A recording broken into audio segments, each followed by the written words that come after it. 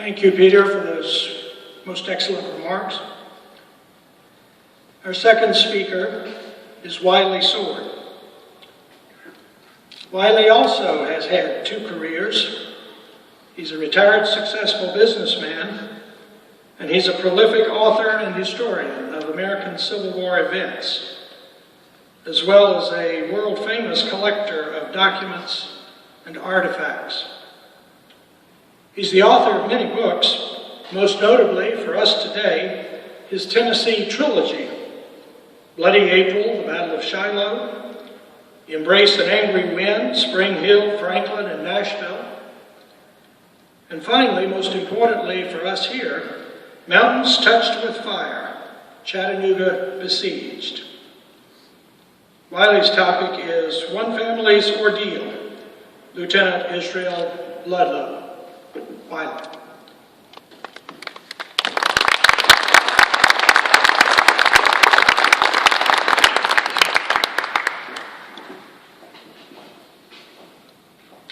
Well, thank you, Glenn, for the kind remarks, and thank you all for coming. We appreciate your interest indeed. We often take for granted the almost instant communications of modern living, where news, both good and bad, is often at hand within minutes. Yet in the Civil War, this life and death events so important to an affected family were often days or even months in coming. In one rather remarkable case from the Battle of Chickamauga, I thought today we would look at the extreme emotions and the ordeal of one family in determining what the fate of their soldier was amid some of the most vicious fighting of the war. Israel Ludlow was born in 1840 at Ludlow Station, Ohio, and had migrated at age 20 on April 20th, had enlisted on April 20th, 1861 as a private in Company A, 6th Ohio Volunteer Infantry. Being a bright, well-educated youth, Ludlow was discharged for promotion to 2nd Lieutenant, 5th U.S. Artillery in June 1861. He fought at Shiloh, Perryville, Stones River, prior to Chickamauga, earning commendation for each of these major battles. At the Battle of Chickamauga, Lieutenant Israel Ludlow proved his heroism by refusing to leave his battery as it was being overrun by the Confederates. Walthall's brigade and their attack on the U.S. brigade near Jay's Mill overran their battery.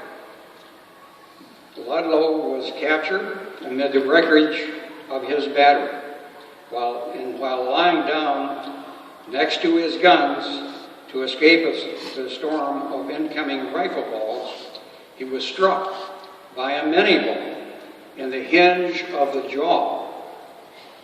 The ball passing around the carotid artery to the back of his neck where it lodged.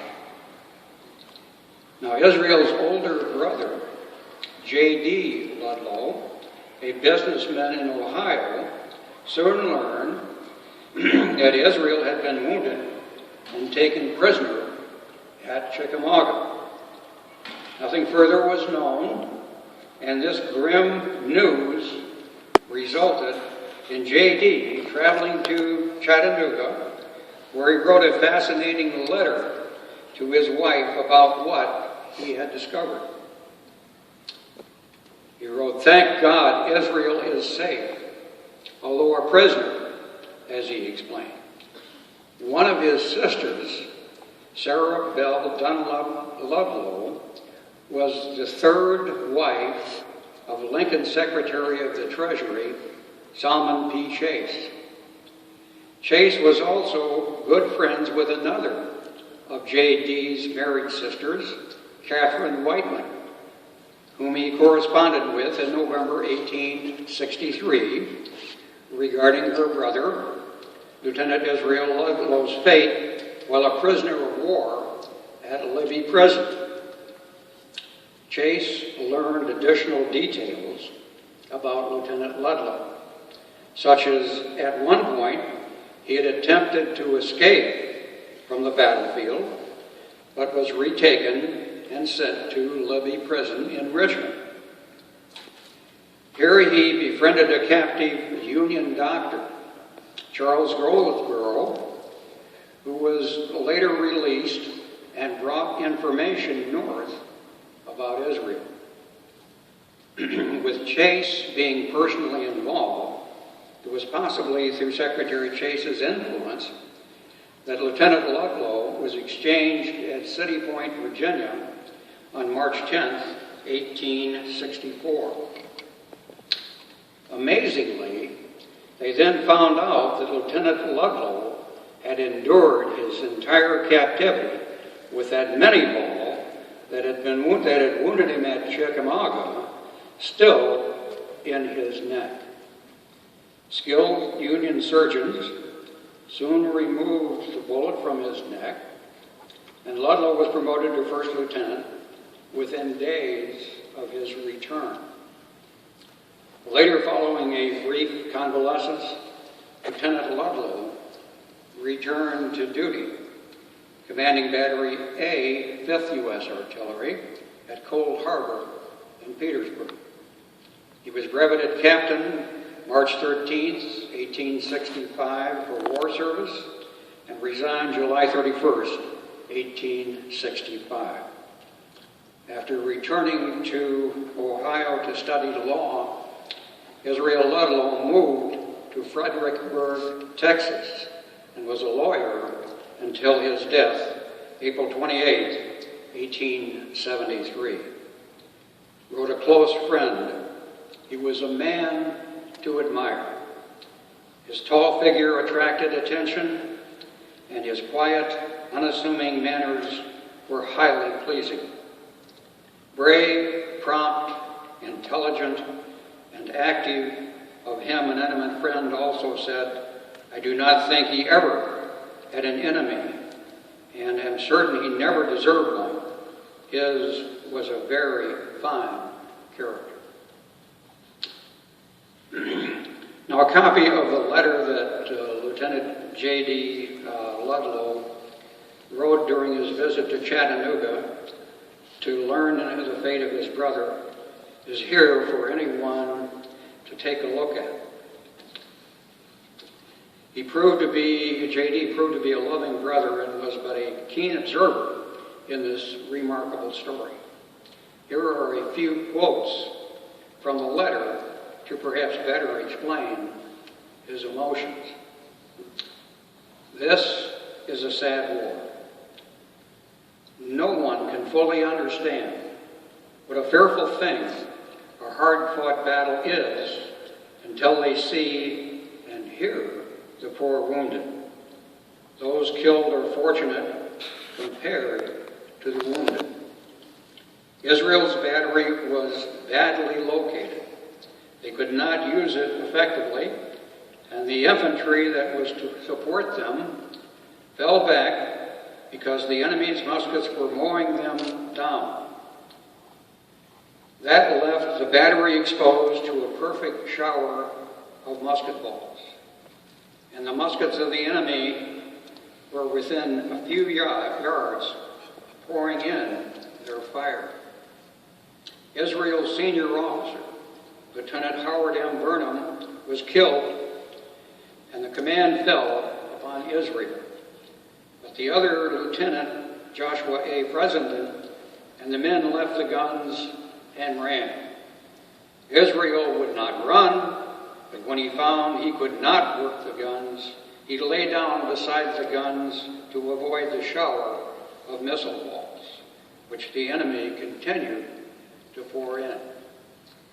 Israel's battery was taken by the enemy, but retaken in a half an hour afterwards. All guns are safe, but they are covered with marks of bullets, dents in the cannon, and the woodwork is splintered badly. Lieutenant Fessenden, Israel's junior, although he ran away, had 6 or 8 mini balls through his clothes.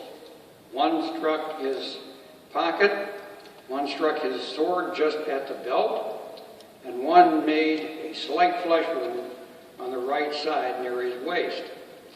Israel's guns were the most exposed, and he had the worst of it. So you can see how miraculous was his escape. Thank God he is alive.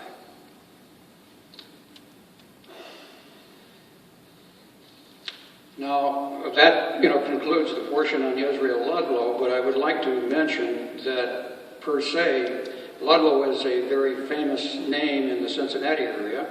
Many of you may know that Ludlow Station near Cincinnati, of course, was laid for the name for the Ludlow family, and indeed the forebearer of Israel Ludlow, the military officer, was a surveyor who surveyed the site of the Cincinnati region in the late 1780s. And he did a lot of the work along with John Filson, and that resulted in the city of Cincinnati being developed.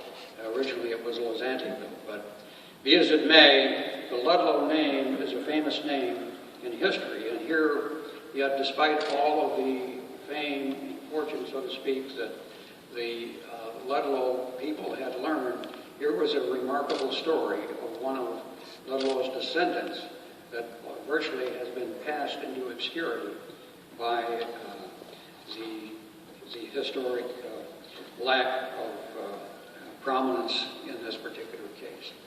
So I thank you, and if you have any questions, indeed, I'll be glad to answer them when we complete the program. Thank you very much.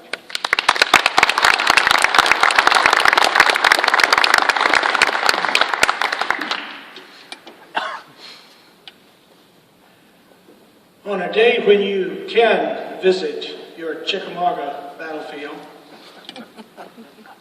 and you take a certain trail way back in the woods on the north end of the field,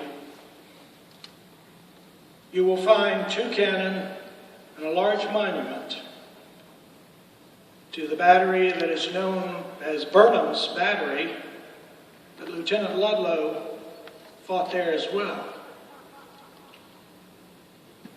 It'll be quiet. There'll be nobody else there. The birds may be singing. The squirrels may be rustling around the leaves. But it's a very quiet place and seldom gets visited. But if you go, think back about what happened on the 19th of September, 1863, around those guns, in that woods, when you're facing one way with your guns, and all of a sudden, the animals living in 1863 come storming out of the woods to your right, which means that an enemy force is driving them. And then it's a question of what now, Lieutenant? Do you run or do you stand? Wiley Sword's given you Israel Ludlow's decision. A third speaker is Brooks D. Simpson, a distinguished educator holding degrees from the University of Virginia and the University of Wisconsin in Madison. He has spent more than 25 years of his life teaching, first at Wofford College and most of his time at Arizona State University, where he is the ASU Foundation Professor of History. Professor Simpson is the author of 6 books, the co-author of 2, and the co-editor or editor of 8 more. Most notably for us today is his sterling biography of U.S. Grant, entitled Ulysses S. Grant, Triumph Over Adversity, 1822 to 1865. Professor Simpson's topic today is how the battles for Chattanooga affected the careers of senior Union military leaders. Professor Simpson.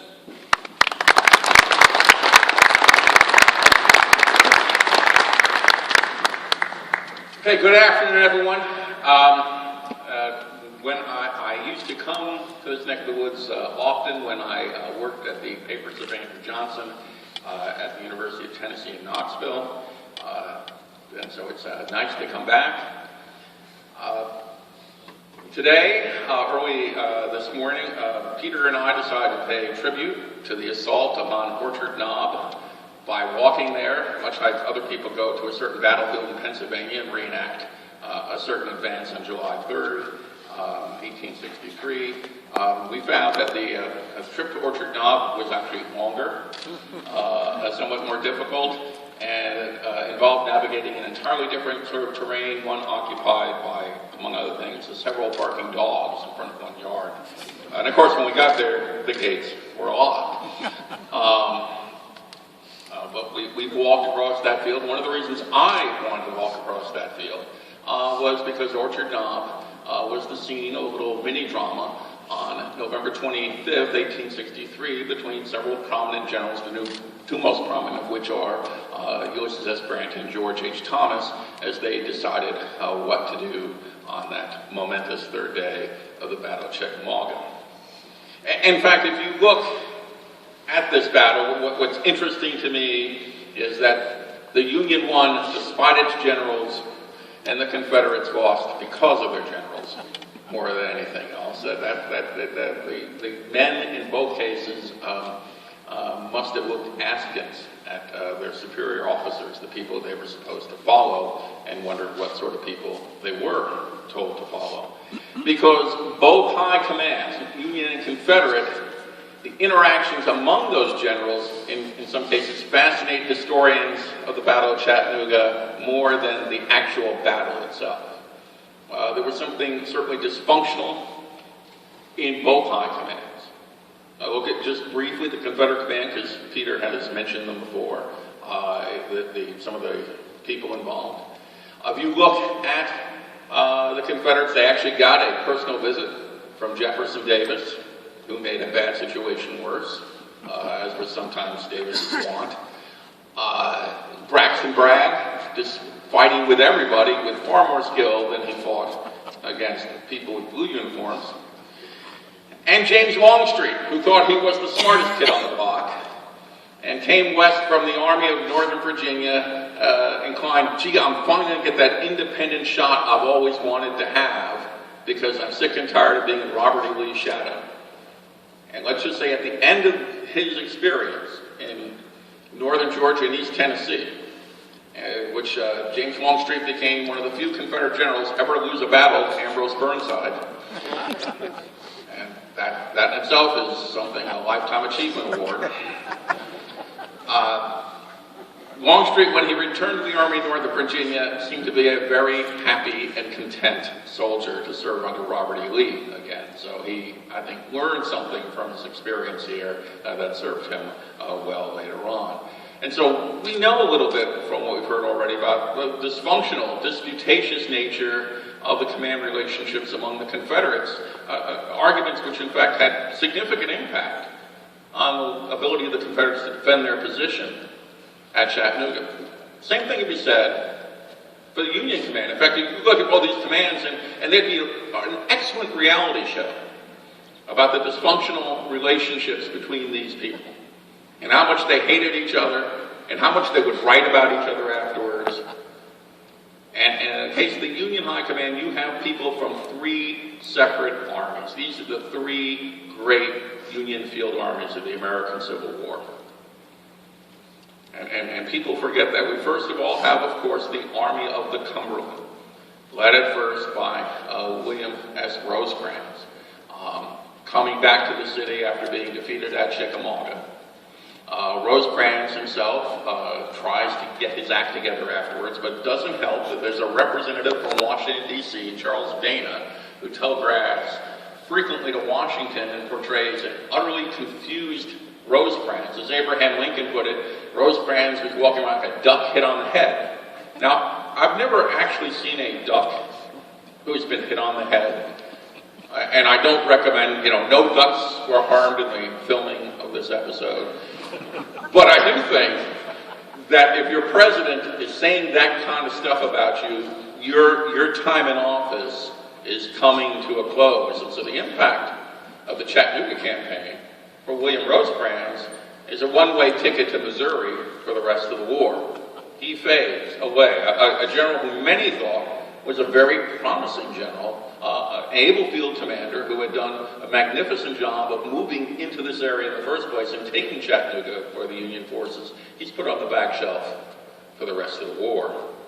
So even before you have a battle, someone's career has already been shaped here. Now, the man who made that decision was Ulysses S. Grant, who didn't care very much for William Rosecrans, and didn't care, it turned out, for some other commanders, and they did not care for him either. Grant had brought his army, first himself, and later a portion of the Army of the Tennessee, under his erstwhile favorite William T. Sherman, a man known for his marches, although he didn't move that quickly here, a man not known for his battlefield skill, and Chattanooga reaffirmed that Sherman was much better at moving than fighting.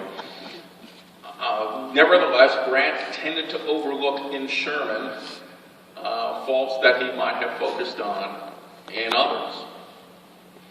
And as he comes here, he also knows that there's another army sending representatives out here. Portions of the Army of the Potomac come west in September and October 1863, led by Joe Hooker, a general who, unlike Grant, could hold his liquor, but sometimes acted under the influence in other ways as well. And under Hooker is General Oliver O. Howard, sometimes known by his detractors as Howard, a man who had a rather rough time of it in the Eastern Theater at Chancellorsville and Gettysburg, probably just as happy as anyone else. They could leave that army, though very unhappy to be under the command of Joseph Hooker. These two men did not like each other at all. Each blamed the other for what had happened at Chancellorsville. It was not a warm relationship. And the officers of many of the 11th Corps of the Army of the Potomac, having had a rather rough time of it, also, I think, looked forward to going somewhere else rather than staying where they were. The Army of the Cumberland, of course, once Grant decides that Rosecrans will not continue in command, is now led by George H. Thomas. Grant and Thomas did not have a magic chemistry that you probably need to have effective command relationships, and that sort of dysfunctional chemistry became obvious on Orchard Knob on November 25th, 1863, and where Grant is trying to give orders, and not always in a very direct way, and he's not sensing that Thomas is responding to his requests that become orders after a while, especially after several staff officers are all fit on Orchard Knob and basically say, let's get going, let's fight this. So let's look we're going to sure talk about these issues during the Q&A portion. But the fact is, the Union High Command did not get along. And it was with great reluctance in the end that Grant allowed the Army of the Cumberland to assume the starring role in taking Missionary Ridge on November 25th, 1863. The irony of the result of the battle, though, is sometimes lost upon us. We tend to forget that just days before this battle was fought, back in Pennsylvania, at a little town, there was a dedication of the National Military Cemetery, and at that dedication, the President of the United States had been asked to deliver a few appropriate remarks. And he talked about unfinished work. That the battle that had been fought there, which shall remain nameless, was not the be-all and end-all, not even necessarily a turning point or a high watermark. Much unfinished work, the task remaining before us, needed to be done. As he spoke there, he had on his mind operations in Virginia, where the victor of that battle, George Meade, was getting ready to mount what proved to be an unsuccessful offensive against Robert E. Lee's Army Northern Virginia, one called short, stopped at the last moment, at a place called Mine Run. And his mind was also on what was going on out here. And he wanted updates all the time. What's going on? Well, give me an update. Well, the result at Chattanooga is interesting. Although Grant himself did not fight the battle he had planned to fight, he received the lion's share of the credit for the victory. And although George Thomas had performed better than William T. Sherman at this battle, it would be Sherman, not Thomas, who would replace Grant when Grant went east in March of 1864, in part because Grant and Thomas did not enjoy a harmonious relationship. Joe Hooker would stay out with what became Sherman's Grand Army of several field armies marching south until Hooker himself decided to resign and give up his command yet again in the face of the enemy, just like he had done just before that battle in Pennsylvania in 1863. If nothing else, Joe Hooker was not only a good drinker, but a great drama queen. But what's interesting is this battle really does shape what's going to happen in 1864 with the command team of Grant and Sherman. And in many ways, it's quite decisive, not only because of what happens here, but because Lincoln compares Grant's success at Chattanooga with Meade's failure to achieve the same kind of success in Virginia. And that opens the door to considering Grant for the top spot.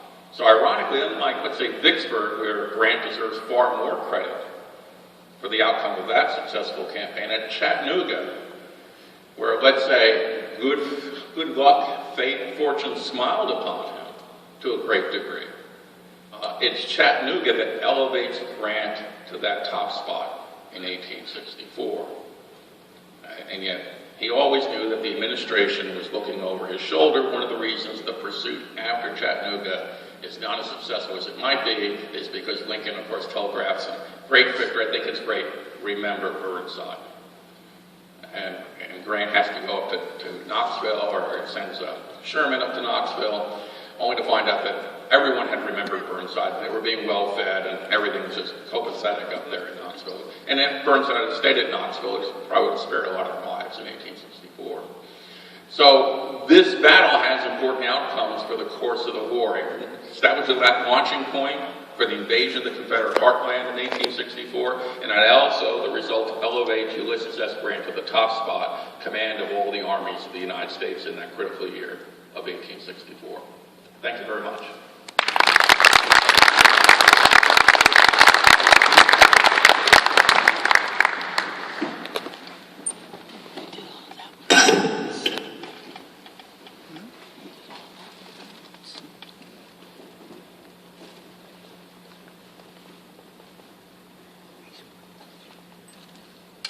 When I was trying to educate Army officers here at Chattanooga, Chickamauga, I used to find a curious phenomenon. Whenever the students were asked to evaluate commanders, and each of them had been assigned a commander to study in as much detail as possible through whatever resources we could make available to them. Whenever they were asked to evaluate the performance of their commander at Chickamauga, they would invariably praise that officer to the skies. Even in one case when a major general removed his shoulder straps to avoid being caught by the Confederates. Even when an officer would refuse to do what a superior requested, even though the battle hinged on it. It didn't matter. If you were briefing a certain general, he was always the best man on the field. They would not speak ill of another serving officer, no matter how long dead. Well, historians don't take that point of view. They are quite free, usually, in their assessment of senior leaders. They don't agree either, sometimes, But there's no shortage of analysis. And depending on how these historians have a way with words, the word pictures that they paint may go on forever. Historians sometimes engage in what is called counterfactual history. Change this variable and see how it would have played out. The Army likes to do that with computer games. I never was much of a fan of that because it was hard enough to understand what actually did happen rather than try to change the variables. Nonetheless, counterfactual history, or what if, has some utility. Because as I told my soldier students, we have to judge. We have to judge the performance of these senior leaders. Otherwise, we can't learn from their experience. But the fact that we have to judge does not mean that we should sit in judgment. If we judge, we should judge with humanity and humility. Judge so as to understand, but do so in a way that helps us all to understand that we are all human. I'm now going to work through a series of analytical points with our panel. They will be free to judge as they choose. Hopefully, we might get, in fact, some differing opinions on some of these questions, because over the years, historians have differed on some of these issues. The first question I'm going to throw out to the panel has to do with pursuit. Following the Battle of Chickamauga, there was essentially no meaningful pursuit. And the Army of the Cumberland escaped virtually unscathed into Chattanooga. Following the Battle of Missionary Ridge, the routed Confederate Army managed to get away and beyond the Ringo Gap to live to fight another day. My question for the panel to address is really, are we asking too much of senior leaders who have won a victory with soldiers who have worn themselves down? Are we asking them too much to try to make them pursue? What is so difficult about pursuit of a beaten army when you know if you don't pursue, the war will last longer? Brooks, would you like to start? So I have to pursue the question. Okay. From what I understand, Civil War pursuits are very difficult to mount. And when we see a successful pursuit, that would be the Appomattox campaign. And what I derived from that was that, in a sense, you have to prepare for the pursuit before you actually fight the battle. You actually have to assume this is what's going to be the outcome, and be ready to launch with a reserve or plan for that pursuit in terms of the instructions you give your commanders after looking over the terrain. So my argument would be that because most Civil War commanders had enough difficulty in bringing their men to the battlefield and coordinating offensive operations, they probably devoted an adequate time to preparing for a post-battle pursuit, in large part because they had no idea how the battle might turn out. All right, Peter? I think it's axiomatic that the Civil War battle victory could leave an army as badly disorganized as defeat. I think that was particularly evident at Chickamauga. The fundamental reason why there was not an immediate pursuit was that when sun set on September 20th, and the Union Army fell back off Horseshoe Ridge and started retiring toward Chattanooga.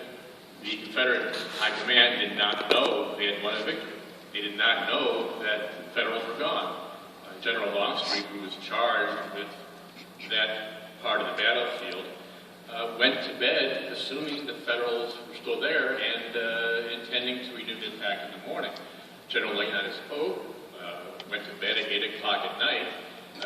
He asked his staff officer to reconnoiter another segment of the Union line that had stood firm, didn't bother waiting to hear his report, and went to bed. And Bragg, not having heard from his subordinates, went to bed uncertain what would happen. And it wasn't until, correct me if I'm wrong, until late in the morning the next day that Longstreet and Bragg realized that they had won a stunning victory.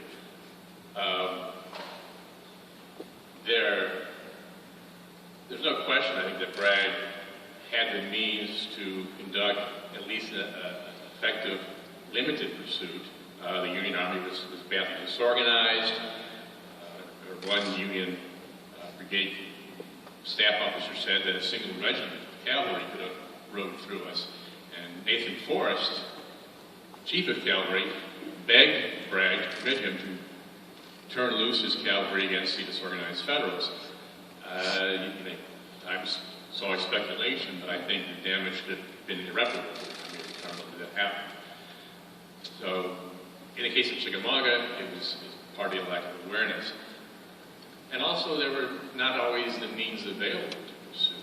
James Longstreet suggested that Bragg, instead of following Rosecrans to Chattanooga, cross the river, get behind them, and head north, knowing the fact that Bragg had no pontoon bridges, very few serviceable wagons for moving supplies. So there were always factors that mitigating against effective pursuits. The uncertainty of what had happened, the disorganization of your own troops, your own commands, and in the case of Bragg in particular, I think absolute mental and physical exhaustion after Chickamauga.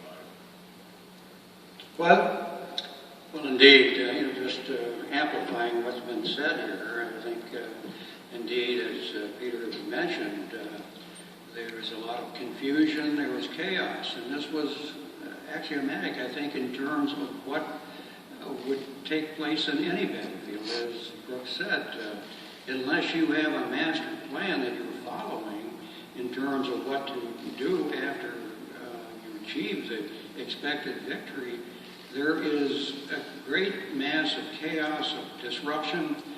Just look at the attack on Missionary Ridge in terms of the chaos that erupted at the last-minute decision to attack Missionary Ridge. The staff officers sent out didn't get full instructions. The specific reports that they gave to the commanders to make the attack, half of them didn't know what they were supposed to do, whether they were supposed to go and attack the rifle pits or attack the ridge. This was part of the confusion scenario that existed. They didn't have modern communications like we have today. They had to rely on staff officers, couriers, different individuals to disrupt that chaos, so to speak. And with the chaos that existed, like Pete said, in terms of Forrest, and his investigations after Chickamauga, wanting Bragg to go and pursue and do and get these guns in position and get the place of refuge, which Rosecrans thought, I think, that was existing in terms of Chattanooga, rather than a place of refuge. Forrest wanted it to be a trap. And he saw easily that the Confederate Army, by moving up, could do that. But Bragg wouldn't listen. Forrest got very angry and upset, as we all know, in terms of those who have studied the story. So the confusion, chaos, and lack of communication was prevalent to the point where it severely impacted the pursuit. I could add one point to that. Just occurred to me to the pursuit, or lack of pursuit, immediately after Missionary Ridge. There's one major figure that we haven't spoken of, and that is Phil Sheridan, who eventually became, of course, one of the triumvirate that won the war in popular minds, Sherman, Grant, and Sheridan. Phil Sheridan commanded a division at Missionary Ridge, and he led the only pursuit that same night off of Missionary Ridge, but there was no one to support him. The fact that he made an aggressive effort to pursue really impressed Grant, who had not had really any interaction of significance with Sheridan before that. So that limited pursuit on the part of Sheridan really caused his star to rise in Grant's opinion. Now, as far as Grant pursuing immediately after Missionary Ridge, he was under, I think Glenn might have alluded to this, under intense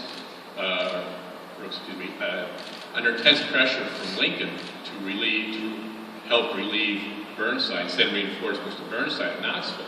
That, in fact, it was several days before Lincoln got around to congratulating Grant for the victory at Chattanooga. All he cared about was diverting troops to Burnside. So that was more important to Lincoln than any pursuit of Bragg. So Grant began his pursuit with one arm tied behind his back. He had first to dispatch a significant part of his army to Burnside. That really, I think, mitigated against the effective pursuit.